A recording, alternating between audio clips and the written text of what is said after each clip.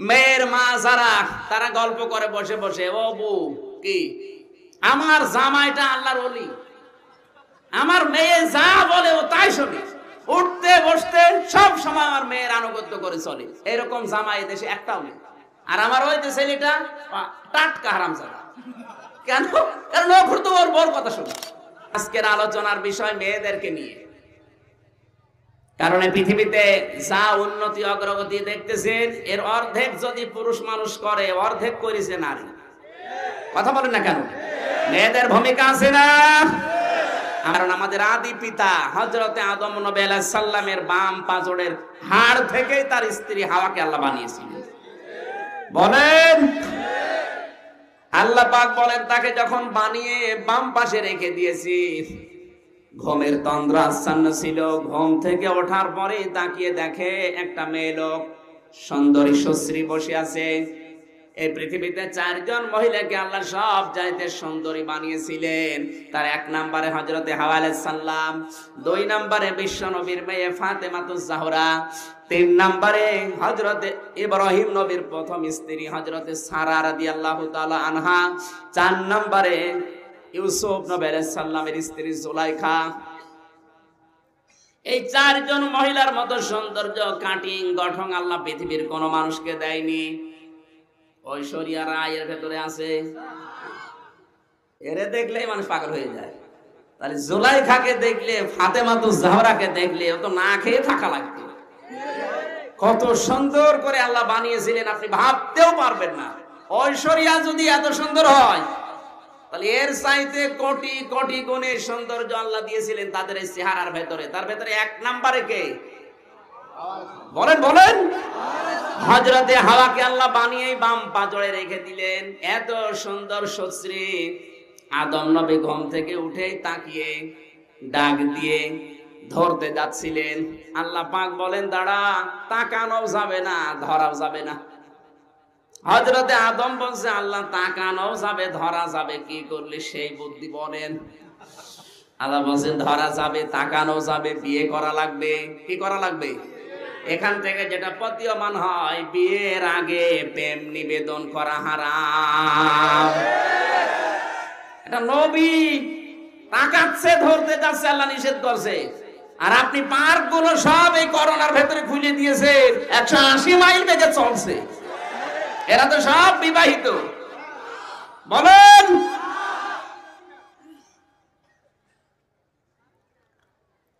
গাজীপুরবাসী হযরতে আদমকে আল্লাহ বললেন, বিয়ে করতে হলে দেনমোহর দেওয়া লাগবে। আদম নবী বললেন, আল্লাহ আমার কাছে কিচ্ছু নেই। কিছু নেই তো বিয়ে করার শখ হয় কেন? বিয়ে করার শখ হয় তুমি যেটা দেখিয়েছো এইটা দেখে। নারীর সৌন্দর্যের প্রতি পুরুষদেরকে আল্লাহ দুর্বল করে দিয়েছেন। এই জন্য একটা মহিলাকে দেখা শুধু জায়েজ আছে বিবাহের নিয়তে, তাছাড়া কোনো নিয়তে দেখা জায়েজ নেই। অনেকে বলে, হুজুর আমি ভালো নজরে তাকাই। ওরে শয়তান, এটা টাটকানের ভেতর শয়তান। কিসের নজর তোর? ভালো নজরে তাকায়ও। একটা মেয়ে লোককে দেখা শুধুমাত্র জায়েজ আছে কিসের নিয়তে? বিবাহ ছাড়া অন্য কোন উদ্দেশ্য তাকালে চোখের জেনা হয়। কিসের? আরো জোরে বলেন, কিসের?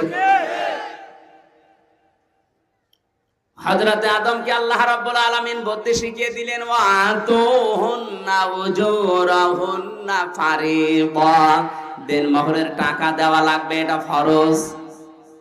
এটা তাও আনন্দ চিত্রে দেওয়া লাগবে। হযরতে আদম বলে, দেওয়ার মতো আমার কাছে অন্তত এখন আর কিছু নেই। ওই সময় মহান আল্লাহ জানিয়েছেন, আদম আমার নবী মুহাম্মদুর রাসূলুল্লাহর উপরে 10 বার দরুদ পাঠ করো, ওইটাই আমি দেনমোহর হিসাবে কবুল করে নেব। বিশ্ব নবীর উপরে 10 বার দরুদ আর সালাম পাঠ করার পরে তাদের বিবাহ হয়ে গেল।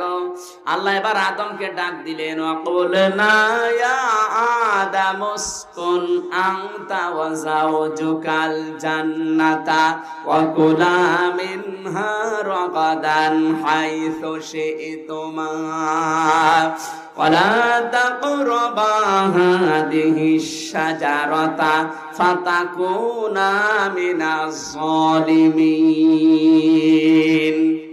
সূরা বাকারার ভেতরে আছে। আল্লাহ পাক আদমকে ডাক দিয়ে বললেন, বিবাহ হয়ে গেছে, বউ নিয়ে এবার জান্নাতের ভেতরে চলে যাও। জান্নাত কার বাড়ি? আদম নবীর। কার বাড়ি? আদম আলাইহিস সালাম আমাদের কি হন? বাবা। বলেন কি হন? বিয়ে করার পরে বউ নিয়ে এই জন্য বাবার বাড়ি যাওয়া লাগবে, নির্দেশ আল্লাহর। অথচ এখানেও কত মানুষ বসে আছে বিয়ে করে ঘর জামাই থাকে। এই যে হুজুর, না এটা না, এমনি বলছি হুজুর না, কত মানুষ এরকম ঘর জামাই নেই। সেদিন ওই কিসে কোন জায়গায় জানো, যশোরে গিয়েছিলাম এক পাড়ায়, শুনলাম এই পাড়ার নাম হচ্ছে ঘর জামাই পাড়ায়। তার মানে পাড়ায় যা আছে সব জামাই, বিয়ে করলেই থেকে যায়। ও আরো নিয়ে যাবে বউ, না ও নিজে সব থাকে। গাজীপুর বেশি। সত্যি করে বলেন তো, ঘর জামাই কারা আছেন? হাত তোলেন তো দেখি। আলহামদুলিল্লাহ, একজন শুধু। গাজীপুরে শুনলাম ঘর জামাই বেশি, তাই একজন কেন? নাকি এলাকায় বিবাহ সাথে বন্ধ হয়ে গেছে? একটু খেয়াল করেন তো শব্দের দিকে। আল্লাহ পাক বলেন, ইয়া আদম উসকুন আনতা ওয়া যাওজুকাল জান্নাতা, তুমি এবং তোমার স্ত্রী চলে যাও তোমার বাড়িতে, তোমার জান্নাতে। ওয়াকুলা, এদিকে খেয়াল করেন। ওয়াকুলা 1 বছর না 2 বছর? 2 বছর। ওয়াকুলা আনতা ওয়াকুলা আল্লাহ দেয়। আজ নারী স্বাধীনতার নামে যারা চিল্লাচ্ছেন, নারী পক্ষ, নারী স্বাধীনতা আন্দোলন, নারী বিপ্লব পরিষদ গঠন করে যারা নারীর অধিকার দিতে চান, আপনার চাইতে 1500 বছর আগে মহান আল্লাহ কোরআনে কারিমে এই অধিকার দিয়েই দিয়েছেন। নারীদেরকে অধিকার দিয়েছেন কে? আপনি আর কতটুকু অধিকার দিতে পারবেন? মহান আল্লাহ পাক যে অধিকার দিয়েছে, বাংলাদেশের মেয়েরা জানে না। তাই এরা যদি জানতো তাহলে এই অধিকার আদায়ের জন্য রাজপথে মিছিল শুরু করত। নারী আর পুরুষের সমান অধিকার চাই, সব জায়গায় সমান করা ঠিক না, আপনি পারবেনও না। মেয়েরা যদি বলে, দেখো সমান অধিকার দিতে হলে আমি 2টা সন্তান তোমারে দিয়েছি, আগামী বছর একটা মেয়ে লাগবে, তোমার দেওয়া লাগবে, আপনি পারবেন? শুধু এটা দেওয়াই না, আমি প্রতি বছরে বছরে তোমার সন্তান আমি দেব, কিন্তু দুধ পান করাতে আমি পারবো না। তোমার বছরের থেকে 2 বছর দুধ পান করানো লাগবে, পারবেন? সে মেশিন পত্র তো নেই, আপনি পারবেন কি করে? সমান অধিকারের জন্য চিল্লায়, বাস্তবতা বোঝে? এগুলো সমান অধিকারের নাম নিয়ে চিল্লা পাল্লা করা না, এগুলোর কাম সব লুচ্চামি আর ভণ্ডামি। এরা নারীকে সামনে দিয়ে এরা ভোগ করতে চায়। পল্টনের ময়দানে চিল্লাচ্ছে, এত চিল্লিয়েছে দম লেগে গেছে। নারীর পক্ষ আমরা চাই, নারীর সমান অধিকার চাই। বাড়িতে সেই স্ত্রীকে বলছে, আর চিন্তা নেই তোমাদের অধিকারকে সমান করে দিলাম। স্ত্রী একটু বিচক্ষণ ছিল, ডাক দিয়ে বলছে, কি করলে? বলে, আজকে থেকে আমরাও যেমন তোমরাও সেরকম, আমরাও কাজকর্ম করি মাঠে ময়দানে, তোমরাও করবা। আমরা ব্যবসা বাণিজ্য করি, তোমরাও করবা। আমরাও খোলামেলা থাকি, তোমরাও থাকবা। স্ত্রী বিচক্ষণ ছিল, এই জন্য ডাক দিয়ে বলছে, স্বামী দাঁড়ান, আজকে খাবারের ভেতরে একটু লবণ বেশি দিয়েছে, যে জিনিস খেলে পেটে কামড় ধরে ওই রকম জিনিস দিয়েছে। খাবারের পরে ওর পেটে কামড় আরম্ভ করেছে। ডাক্তারের কাছে গিয়েছে, ডাক্তার বলছে, আমি তো একবারে ঔষধ দিতে পারবো না, আপনার পরীক্ষা করা লাগবে। আপনি আগামীকাল প্রসাব প্রথমে ধরবেন, ওইটা নিয়ে আসবেন, আগে দেখবো যে আপনার অন্য কোনো রোগ আছে কিনা। সকালবেলা প্রসাব রেখে দিয়েছে। ওর স্ত্রী ঘর ঝাড়ু দিতে গিয়ে ছাতা গেছে পড়ে। চিন্তা করছে, আল্লাহ ও তো আমার এমনি মারধর করে, প্রসাব ফেলে দিয়েছে, ও তো আমার মেরেই ফেলবে। ভয়ের চোটে নিচে প্রসাব করে রেখে দিয়েছে। ও তো টের পায়নি, ও মনে করছে এটা আমার নিজেরই। নিয়ে গেছে ডাক্তারের কাছে। ডাক্তার পরীক্ষা করার পরে একবার ওর মুখের দিকে তাকায়, একবার রিপোর্টের দিকে তাকায়। নেতার তো চিন্তা, আল্লাহ এ রোগ মনে হয় খুব কঠিন, বলছে ডাক্তার সাহেব আমি কি বাঁচবো? ডাক্তার বলছে তুমি বাঁচবা কিনা জানি না, কিন্তু যিনি ঢুকলো কি করে, কারণ এটা তো তোমার আশা কথা না। কি হয়েছে, কি হয়েছে বলবো কি? যে রিপোর্ট, কম্পিউটার দিয়ে বের করা রিপোর্ট, আমি দেখে বুঝতে পারলাম যে তোমার 9 মাস। 9 মাস মানে আর মাত্র 1 মাস 10 দিন বাকি আছে। এই জিনিস কিভাবে আসলো আজ পর্যন্ত আমার এই ডাক্তারি জীবনে দেখি নাই। আমি কিন্তু ভুল রিপোর্ট না, একদম কম্পিউটারের রিপোর্ট দেখে বললাম। নেতা ঘামতেছে, এক দৌড়ে বাড়িতে গিয়ে বলছে খোকির মা কি আমার 9 মাস। 9 মাস মানে এই দেখো রিপোর্ট, কম্পিউটার দিয়ে বের করা রিপোর্ট। ডাক্তার বলে যার বেশি দিন বাকি নেই, মাত্র 1 মাস 10 দিন আছে। তোমার তো পরপর 2টা ছেলে হয়েছে, আমার হবে আমি তো জানি না। কেমন কষ্ট একটু বলো দেখি, আমি কি বাঁচবো? স্ত্রী বলছে নেতা চিল্লাচ্ছিলে সমান অধিকারের নাম নিয়ে, তুমি আমাদের সমান অধিকার দিতে চাও? তোমার শুধু 9 মাসের নাম শোনার পরে হাঁপানি উঠে গেছে। আসলে 9 মাস তোমার না, ও 9 মাস আমার, ও পোশাক আমি রেখেছিলাম। এক্ষুনি তওবা করো। সমান অধিকার যদি নিতে চাও সত্যি সত্যি বলো, আমি কিন্তু 2টা সন্তান তোমার উপহার দিয়েছি, এবার যদি সন্তান নিতে চাও তোমার দেওয়া লাগবে। আন্দাজে চিল্লাও। আল্লাহ পাক বলেন আদম আনতা না দিয়ে একবারে কোলা দিয়েছি কেন জানো? যেই পরিমাণের খাবার, যেই মানের খাবার, যেই মানের পোশাক তুমি পরবা, ওই মানের পোশাক, ওই মানের খাবার বউকেও খাওয়ানো লাগবে। এটা নফল না ফরজ? ফরজ। কোরআনের আসল নির্দেশ এটা। কোলা একবারে দিবসন দিয়েছে। সারা দুনিয়ার নারী পক্ষ নারীর সাথে আন্দোলন মিলে এরকম অধিকার নারীকে দিতে পারবে না।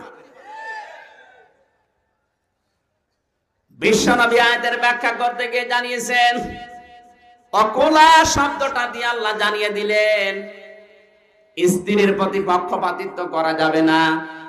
তোমার মানের খাবারটার দিকে একটু খেয়াল করবা। যে মানের খাবার, যে মানের পোশাক পরো, ওইটা কিন্তু স্ত্রীর দিকে ঢেলে দেওয়া লাগবে ওই পরিমাণ। মানুষ আমরা অনেকেই দেখি রাস্তাঘাটে, বাজারে, হোটেলে মরণের খাওয়া খায়, আর বাড়ি যাওয়ার সময় বাদাম নিয়ে যায়। যেই মানের আপনি পোশাক আশাক বানান পরেন, আপনার এক একটা কাপড়ের গজ হচ্ছে 2000 টাকা, আর ওরে 3 পিস কিনে দিয়েছে 250 টাকা। হবে? বলেন। আমার কিন্তু অসুবিধা নেই, কারণ এই টুপি, এই যে হুজুরের দেওয়া হাদিয়া, এই রুমালটা দিয়েছে সেই দিনে কক্সবাজার থেকে একজন, এরপরে জামাটাও একজন দিয়েছে কুষ্টিয়ার, পায়জামাও একজনের। আমার শুধু চামড়ার শরীর ছাড়া কিচ্ছু নেই, সব হাদিয়া। এজন্য আমি যদি আমার বউকে কিছু নাও দেই, আমি ধরা খাবো না। ধরা খাবে হুজুর যে মানের পোশাক পরে, ম্যাডামকে যদি ওইটা না দেয় ধরা খেয়ে বসে আছে। এজন্য কোলা খুব গুরুত্বপূর্ণ শব্দ। হে আদম, বউ নিয়ে বাড়ি যাও। বাড়ি যাবার পরে তুমি যেই মানের খাবার, যেই মানের পোশাক পরবা, খাবা, ওই পরিমাণে ওকে দেবা। শুধু তা না, অকুলা মিনহা রগদান হাইযু শি'তুমা, ওকে মাঝে মাঝেই বেড়াতে নিয়ে যাবা আনন্দের জন্য বিভিন্ন জায়গায়। সুবহানাল্লাহ বলতে পারেন নাই? নারীকে আনন্দ দেওয়া লাগবে বিভিন্ন জায়গায়। আপনি নিয়ে যাবেন আত্মীয় স্বজনের বাড়িতে, যেখানে গেলে আপনি কি করতে পারবেন? ওয়ালা তাকরাবা হাদিহিস শাজারাতা ফাতাকুনা মিনাজ জালিমিন, ওই গাছের কাছে যাবা না, যেই গাছের কাছে গেলে তোমরা জালেম হয়ে যাবে। এই গাছ মানে শুধু গন্ধম গাছ না, এই গাছ মানে আল্লাহর নিষিদ্ধ বর্ডার। সুতরাং এমন আত্মীয়র বাড়িতে যাওয়া যাবে না, এমন বিবাহ অনুষ্ঠানে বউ নিয়ে যাওয়া যাবে না যেখানে গেলে আপনারও পর্দা থাকে না, বউরও পর্দা থাকে না। এরকম অনুষ্ঠান দেশে আছে না নেই? তাহলে আপনি জালেম হয়ে যাবেন এবং জালেম হয়েই মরবেন। এখন যদি বলেন স্ত্রী আমার কথা শুনতে চায় না, যেতে চায়, 1 বার 2 বার 3 বার ওয়ার্নিং দেবেন। চারটা সংশোধনী আছে। প্রথমে তাকে ওয়াজ করবেন, ফাইজুহুন্না। 2 নম্বরে ওয়াহজুরুহুন্না ফিল মাদাজি'i, তার বিছানা আলাদা করে তাকে সংশোধন করবেন। 3 নম্বরে ওয়াদরিবুহুন্না, মৃদু আঘাত করবেন, শাসাবেন, চোখ মুখ গরম করবেন। এরপরেও যদি দেখেন না, তাহলে তার আত্মীয় স্বজন আর আপনার গার্জিয়ানকে ডাক দিয়ে বলবেন এটা আমার রাখা সম্ভব না, আপনারা কি করবেন করেন। এই 4টা পদক্ষেপ নেওয়ার পরেও যদি দেখেন না আর সম্ভব না, ও আমার কথা শোনে না, তখন তাকে প্রথম মাসে 1 তালাক দেবেন। আবার 30 দিন দেখবেন, যদি 30 দিনে দেখেন না ফেরে না, এখন 30 দিন পার হওয়ার পরে আর 1 তালাক। এদিকে 30 দিন, ওদিকে 30, কত দিন? এর পরের মাসে 3 মাস, তার মানে 90 দিন পরে আর একটা দিয়ে বিদায় করে দেবেন। কিন্তু হেলা করা জায়েজ নেই। এই যে হেলা বলে যেটা বাংলাদেশে চালু করা আছে, বিয়া তালাক দেওয়ার পরে আর একজনের সাথে বিয়ে দেয়, কন্ট্রাক্ট থাকে, তুই কয়েকদিন পরে ছেড়ে দিবি, আমার বউ আবার আমার কাছে আসবে। এই হেলা করা হারাম। কিসের হেলা? আপনার যদি সংসার করতে আর না হয় 3 তালাক দেওয়ার পরে ওটা একদম শেষ। হ্যাঁ, ও যদি ইচ্ছা করে বিয়ে করার পরে যদি কোনো জায়গায় থেকে আবার তালাক প্রাপ্ত হয়, ছেড়ে দেয়, এরপরে ইদ্যত পালন করার পরে আপনি বিবাহ করতে পারবেন। আপনার তখন তো ভালোই রুচি নেবে নাকি? ও কথা বলছে না। এই জন্য তালাকের মতো নিকৃষ্ট কাজ খালি রাগ হলেই বলে ফেলবেন না, তোর 14 বংশ তালাক দিয়ে দিলাম। তালাক দেওয়ার সিস্টেম আমি কয়টা বলেছি, কয়টা ধাপ বলেন বলেন। প্রথমে তাকে ওয়াজ করা লাগবে। কি করা লাগবে? এরপরে বিছানা আলাদা করে দেখবেন যে সংশোধন হয় কিনা। এরপরে মারধর করা, চোখরানো, গরম দেওয়া। এরপরে শেষ পর্যায়ে গার্জিয়ান ডাক দিয়েও যদি আর না হয়, 90 দিন সময় পাচ্ছেন। কতদিন? এতগুলো স্টেপ পার করার পরে আল্লাহ চায় যে সংসার অন্তত আলাদা হোক। কারণ এই মহিলার জন্য তুমি জাহান্নামে যাবে, আল্লাহ এটা চায় না। কারণ অধিকাংশ পুরুষ মানুষ জাহান্নামে যাওয়ার জন্য সর্বোত্তম যেটা, সর্বশ্রেষ্ঠ মাধ্যম হচ্ছে তার স্ত্রী, এবং তাকে জান্নাতে নিয়ে যাওয়ার জন্য সর্বোত্তম মাধ্যম হচ্ছে তার স্ত্রী। কেন বললাম এই কথা? বিশ্বনবী মুহাম্মদুর রাসূলুল্লাহ সাল্লাল্লাহু আলাইহি ওয়াসাল্লাম তার মেয়েকে মাঝে মাঝে বিভিন্ন কাহিনী শোনাতেন। একদিন ডাক দিয়ে বললেন, মা ফাতেমা, আল্লাহ পাক তোমাকে খাতুনে জান্নাত ডিগ্রি দিয়েছে। কি খাতুনে জান্নাত? মানে জান্নাতের নেত্রী, সরদারিনী। তুমি জান্নাতের সমস্ত মেয়েদের নেত্রী হবে, এই দায়িত্ব আল্লাহ তোমারে দিয়েছে, ডিগ্রিটা। পাশে ছিল তার মা খাদিজাতুল কুবরা রাদিয়াল্লাহু তাআলা আনহা। তিনি বললেন, হে রাসূল, খাতুনে জান্নাতের ডিগ্রি আমার মেয়েকে আল্লাহ দিল, আমারে দিল না কেন? আমি ইসলামের উপরে অবদান আমার কি কম আছে? আল্লাহর নবী বললেন, খাদিজা, আমি কিন্তু এটা দেইনি, এটা আল্লাহ নিজে দিয়েছেন। আল্লাহ দেওয়ার কারণ আমি পেয়েছি 2টা। 1 নম্বরে তোমার মেয়ে ফাতেমা আর তোমার ভেতরে পার্থক্য এই, তুমি ঈমান এনেছো 55 বছর বয়সে। কত? আর তোমার মেয়েটা জন্ম থেকে মুসলমান, জন্ম থেকে ইমানদার। তুমি 55 বছর বয়স হওয়ার আগে কোনদিন আল্লাহর ইবাদত করনি, আল্লাহকে ডাকনি। কথা বলেন না কেন? আর এই মেয়েটা জন্মের পর থেকেই ইমানদার, আল্লাহকে ডাকাডাকি করে, আল্লাহর ইবাদত করে। খাতুনে জান্নাত, জান্নাতের নেত্রী, এটা ওরে দেবে না তোমারে দেবে। এখান থেকে প্রতীয়মান হয়, মেয়েরা যদি জান্নাতে যেতে চায় তার ইবাদত করা লাগবে। ইবাদতের ভেতরে সর্বোত্তম ইবাদত হচ্ছে সময় মতো শরীর পবিত্র থাকা অবস্থায় 5 বার নামাজ আদায় করতে হবে। এটা নারী এবং পুরুষের জন্য সমান। আজ যেহেতু অনেকেই বলছে নারী পুরুষের নামাজের পার্থক্য আছে, না, হয়তো বসা, হাত বাঁধা, এগুলোর নিয়ম নীতি কিছু পার্থক্য আছে। তাছাড়া সূরা কিরাত এগুলোর কোনো পার্থক্য আছে? পুরুষ মানুষ নামাজ পড়বে সূরা নাবা দিয়ে, আর মহিলা পড়বেন সূরা ইখলাস দিয়ে। এখানে আল্লাহ কোনো পার্থক্য রাখেননি। তাদের শারীরিক গঠনের কারণে হয়তো হাত বাঁধা দিয়ে, বসা দিয়ে, এগুলোই কিছু পার্থক্য থাকতে পারে।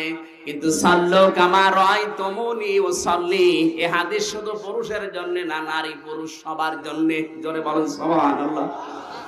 মা বোন যারা এসেছেন, আপনার ইবাদত আপনি বাড়িয়ে দেবেন। ইবাদত মানে যে শুধু নামাজ তা না, আপনার ভালো ব্যবহার এইটাও ইবাদত। এই কথা বলেন না কেন? আকুলু লিন্নাসি হুসনা, এমনকি মানুষের সাথে হাসি মুখে কথা বলা এইটাও ইবাদত। কিন্তু মেয়েরা কথা বলবে কাদের সাথে, তার লিমিট আছে না নেই? সবাই বলেন। একটা মেয়ে লোক হাসি মুখে কথা বলবে কার সাথে? না না, শুধু স্বামী। 14 জন পুরুষের নাম আমি কোরআনে কারিমে পেয়েছি। 14 জন পুরুষের নাম পেয়েছি, একটু লিখে নেন যারা এসেছেন। একজন মহিলা 14 জন পুরুষের সাথে কথা বলতে পারবে, দেখা করতে পারবে, কিন্তু মুখমণ্ডল, হাতের কবজি আর পায়ের পাতা বাদ দিয়ে পুরা শরীর ঢেকে রাখা লাগবে। আর যারা ফাটা পায়জামা পরে, ফাটা পায়জামা ছিলেন না, নিচের দিকে আবার এক হাত চিরা, এক হাতের বেশি চিরে রাখে, এর ভেতরে কোন ফজিলত আছে আপনি বলেন তো?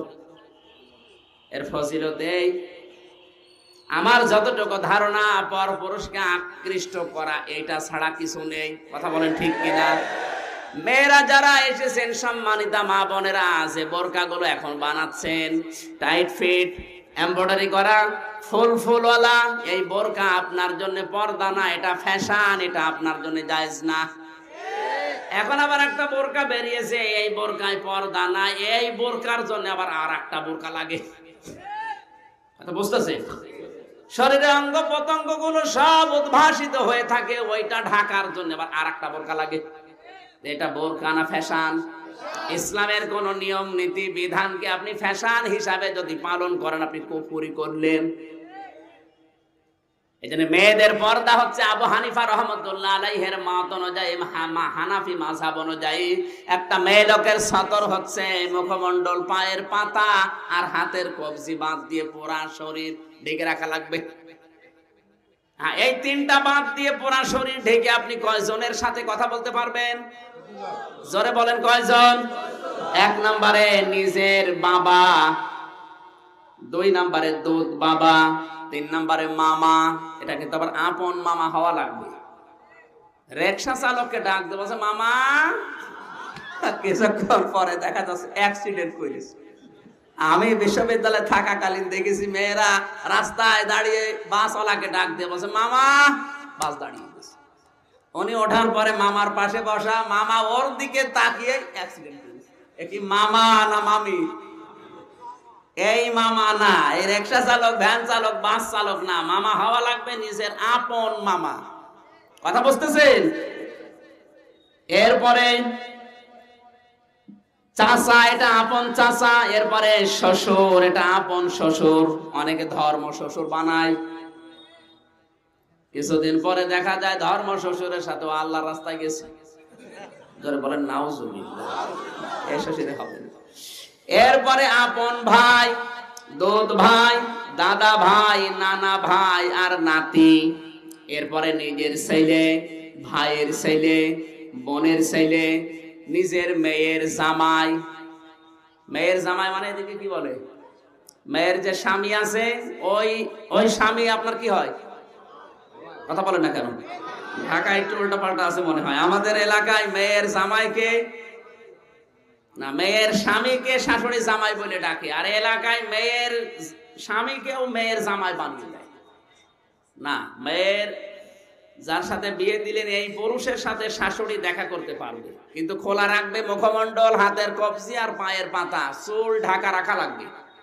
কারণ চুল হচ্ছে মেয়েদের সতরের অন্তর্ভুক্ত। মেয়েরা যারা এসেছেন, এই 14 জনের বাইরে যদি আপনি মোবাইলেও কথা বলেন, কতটুকু আওয়াজে বলবেন সেইটাও আল্লাহর কোরআন নির্ধারিত করে দিয়েছে। সূরা আহজাব 22 নম্বর পারা, 1 নম্বর পৃষ্ঠা, 3 নম্বর লাইনের 32 নম্বর আয়াত। এটা তাফসীরে মাযহারিতে আছে। আল্লাহ পাক বলেন, ইয়া নিসান নাবিয়্যি লাস্তুন্না কাহাদিম মিনান নিসাই ইত্তাকাইতুন্না ফালা তাখদা'না বিল কওলি ফায়াতমা'আল্লাযী ফী কলবিহি মারাদুন ওয়া কুলনা কাওলাম মা'রুফা। জোরে বলেন আল্লাহু আকবার। আল্লাহ তাআলা বলেন, হে নবীর স্ত্রীরা, নবীর স্ত্রীরা উম্মতের জন্য কি হয়? এই জোরে বলেন না কেন? মায়ের সাথে কোন যত খারাপ মানুষ হোক ও খারাপ ধারণা করে, বলেন বলেন। এরপরেও আল্লাহ তাদেরকে ডাক দিয়েছেন, কোন সৈয়দ বংশের মেয়ে না, কোন শেখ বংশের মেয়ে না, সর্দার বংশের মেয়ে না। আল্লাহ সরাসরি ডাক দিয়েছেন নবীর স্ত্রীদেরকে, যারা আমাদের মা। আমরা খারাপ ধারণা যাদের করতেই পারি না, তাদেরকে আমাদের সামনে এনে বললেন, হে নবীর স্ত্রীরা, কথা যদি বলতে চাও কারো সাথে পর্দা আড়ালে হিসাবের বাইরে থেকে কথা বলবা, কিন্তু কথা মিথ্যা বলবা না, সঠিক কথা বলবা। তুমি যদি মোবাইলে, ফোনে, ফ্যাক্সে হিসাবের বাইরে থেকে কারো সাথে কথা বলতে চাও, কথা বলবা সঠিক কথা, মিথ্যা বলবা না। কিন্তু কথার ভাষা হবে রুক্ষ সূক্ষ্ম। তোমার কথার ভেতরে কর্কশ ভাষী এরকম ব্যবহার থাকা লাগবে। মোবাইল ধরার পরে যদি দেখো যে অপরিচিত, বলবা কি হয়েছে? ওয়ালাইকুম আসসালাম, কাকে চান? ওই লোক চিন্তা করবে, আল্লাহ এ কি মহিলা না আজরাইল। আর যদি আপনি শাবনূরের চিকন গলা দিয়ে বলেন ওয়ালাইকুম আসসালাম, কি বলছেন বলেন, কি করতে পারি আপনার জন্য? ও তখন বলবে কি করতে পারি মানে? কিছু জানো না। এবার লাইন লাগাবে, এক কথা বলে না কেন? এমনকি অনেক আলেম পর্যন্ত নারীর এই ছলনায় পড়ে ফাঁদে পা দিয়ে নিজের জীবন, যৌবন, মান সম্মান সব নষ্ট করে দিচ্ছে।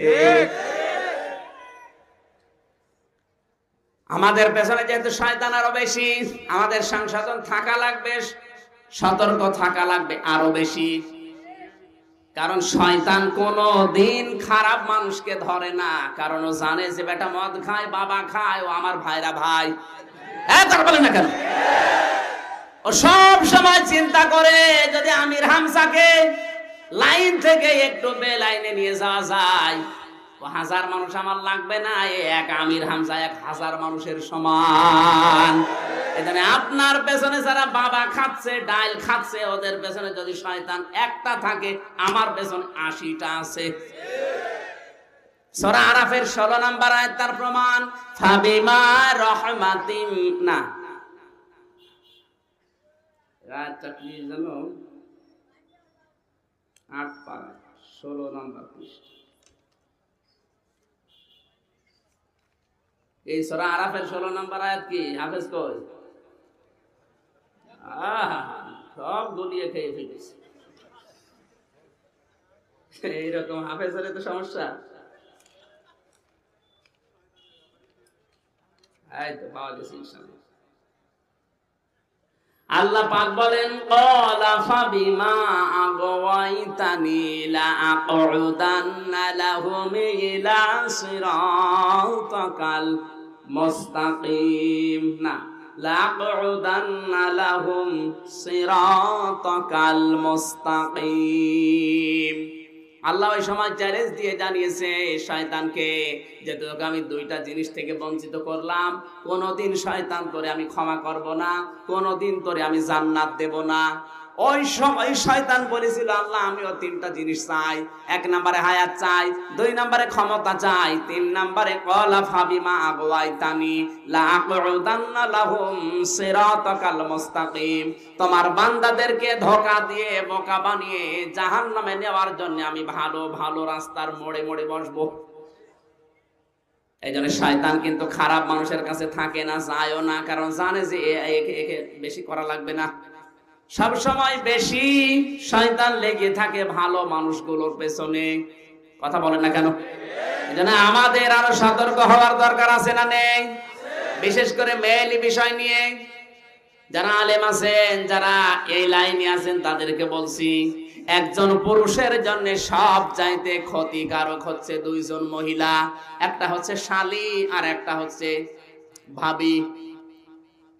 বিয়ে করেছেন যারা, তার বোন ওইটা শালী না, এরকম হাজারো শালী দেশে আছে।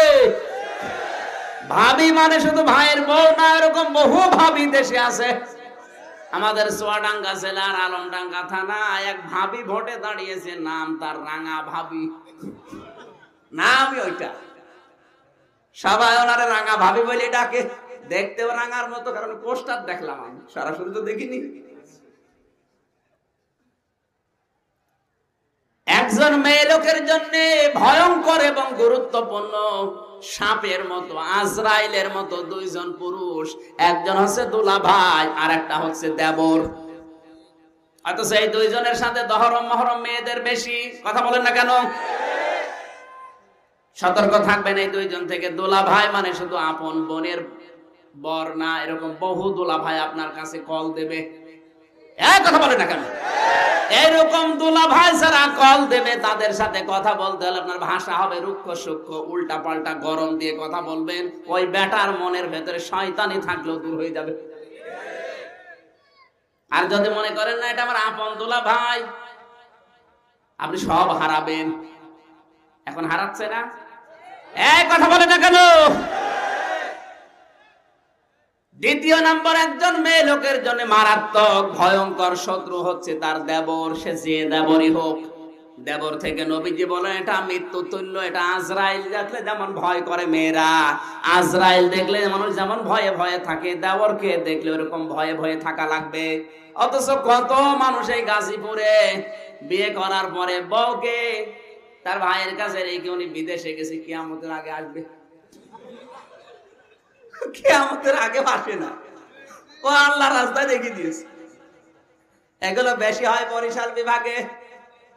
আমি ওখানে থেকে ছোটবেলা থেকে মানুষ, অধিকাংশ বরিশালের মানুষ সব যায় আল্লাহর রাস্তায়, বউ রাখে আর ওর ভাই আছে। অথচ বছরে বছরে ছেলে মেয়ে হচ্ছে। আমি আর নিচে নামলাম না। কথা বলছে না কেন? জানি এখানে বরিশালের লোক আছে না। আপনি একবারে নিজের দিকে টেনে নিয়েন না, এরকম বহু মানুষ আমি পেয়েছি। আমাদের সতর্ক হওয়া লাগবে মেয়েদের। ইবাদত মানে কি? শুধু নামাজ পড়া রোজা রাখা না। সম্মানিতা মা বোনেরা, আজ হাজারো শাশুড়ির শুধু উদাসীনতার ছোট মনের কারণে পরিবারের কোনো ইবাদত এখন আর এই দেশে নেই। অধিকাংশ মেয়ের মা যারা, তারা গল্প করে বসে বসে, ও বউ কি আমার জামাইটা আল্লাহর ওলি, আমার মেয়ে যা বলে ও তাই শুনি, উঠতে বসতে সব সময় আমার মেয়ের আনুগত্য করে চলে। এরকম জামাই দেশে একটাও নেই। আর আমার ওই যে ছেলেটা টাটকা হারামজাদা। কেন? কারণ ও ঘুরতো ওর বউর কথা শুনে। কার কথা শুনছিল?